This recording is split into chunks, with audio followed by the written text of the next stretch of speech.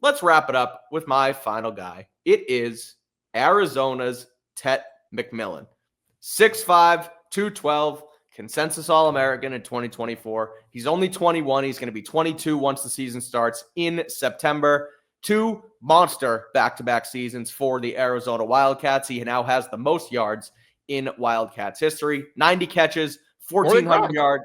Huh? More than Gronk. Yes, more than Gronk, exactly, because he didn't deal with a back injury the entire time. But 90 catches, 1,400 yards, 10 touchdowns in 2023. Followed that up this year with 84 catches for 1,319 yards and 8 touchdowns. And again, the 6'5", 212-pound frame of McMillan's gives him that massive catch radius. And it's not just the size, it's his ability to track down the football as well. He also has sneaky good yak ability for somebody who is just a monster or someone who looks like, hey, this is just a monster outside receiver. Like, no, he can also take the football and get yards after catch for his size.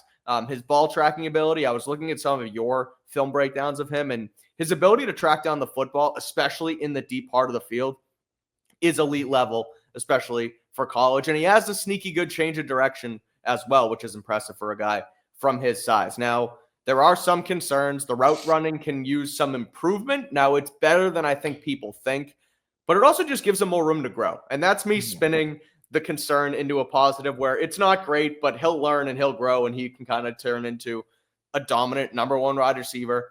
And we mentioned it when we were talking about Ibuka. He does kind of lack like top tier speed. Like he's not a DK Metcalf out there where he's this massive frame and can also run like a 4.2 or whatever. We'll see what he ends up running next week, but I still think his ability to, create that yards after catch without being necessarily a burner makes him that much more of an elite prospect. So if he's there at 4 and they haven't addressed wide receiver at all, I'd be comfortable with them taking him. He's a prototypical wide receiver 1.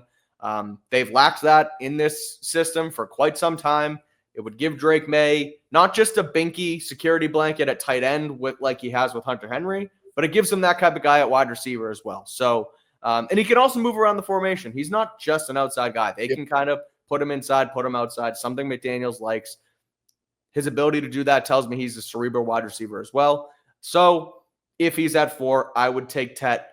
Or I wouldn't be mad if they took him. I'm not necessarily all for Tet at 4, but it doesn't bother me if they do it. What do you say about Tet McMillan at pick number 4? I like Tet. I wouldn't mind it at 4 because I just think he's very misunderstood. One, he seems like a really good guy. Like he's a really hard worker. I think he had like a 4.2 GPA or something like that. He's a really, really smart kid, obsessed with football. So like he's going to be, I think, a great player. He's got the tools, and usually what makes you great is obviously health, but also work ethic. And I think he's got that in spades. My biggest concerns are I want to see more urgency and physicality in his route running.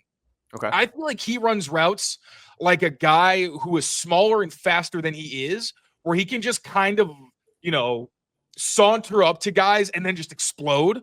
And also, I feel like he tries to get around guys more often than I'd like to see. Now, he does have speed, but it's more like he's more got strider speed, where he can eat chunks of yards. And if it's off coverage, which, to be fair, yes, you can see a lot of press coverage, but like defenses are only playing press like 30% of the time. So you can scheme opportunities for a guy like Tet if you were worried about press coverage. Like if you're going to face press, put him in the slot. If you're not going to face press, put him outside. Like you can get around those things. But press is really the only place where I'm really worried. Other than that, his yak ability is very similar to T. Higgins, where they catch the ball and immediately are transitioning upfield. They have this spin move where they usually take advantage of bad angles, make guys miss. And again, he just eats yards. So if you get him over the middle and there's space, he can get a whole lot after the catch, and then adds to that with, like you mentioned, the downfield ability where, no, he's not exactly a burner, but there's not a whole lot of guys that are going to be able to stop him from catching whatever the hell he wants if Drake May were to put a ball in his area coach. So, yeah, I'm a really big Tet fan. All of these guys, except for like Abdul Carter and Travis Hunter, obviously, and then Mason Graham as well, I'd rather get after a trade down. But if for some reason Mason Graham weren't there, or they weren't really huge fans of Mason Graham and said, hey, this is a Drake May, first 2 days, we want to get us some weapons and pick Tet, I'm not going to be mad.